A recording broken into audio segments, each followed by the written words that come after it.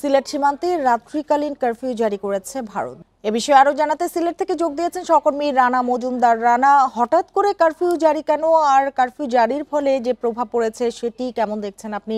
প্রতিক্রিয়া কি সীমান্ত এলাকায় যারা বসবাস করছেন?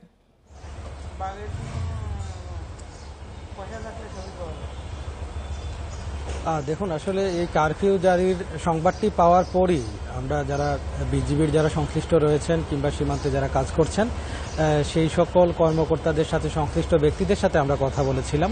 তো তারা যে বিষয়টি জানিয়েছেন, মূলত অফিসিয়ালি তাদেরকে কিন্তু এটি ভারতের সরকারের পক্ষ থেকে তাদেরকে এটি ইনফর্ম করা হয়নি। তবে তারাও আসলে এই কারফিউ যে জারি হয়েছে সেই বিষয়টি তারা জানতে পেরেছেন।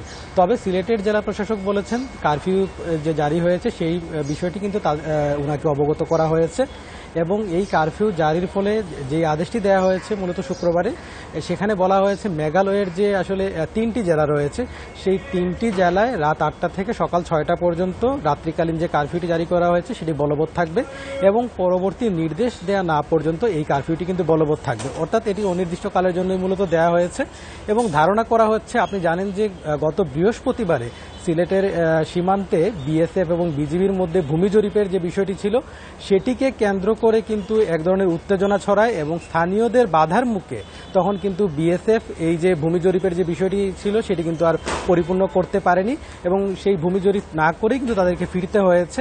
তখন কিন্তু এইভাবেই মূলত বিজিবি পরিস্থিতিকে সামাল দিয়েছে।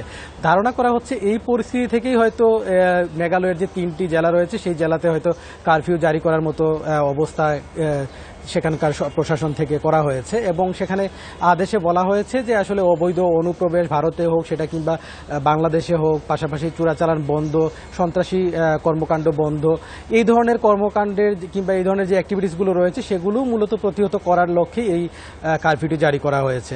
তো সীমান্ত পরিস্থিতি নিয়ে এই ছিল আমার কাছে সবশেষ। সিলেট সীমান্তে রাত্রিকালীন কারফিউ জারি করেছে ভারত, সে সম্পর্কে জানাচ্ছিলেন আমাদের সহকর্মী রানা মজুমদার।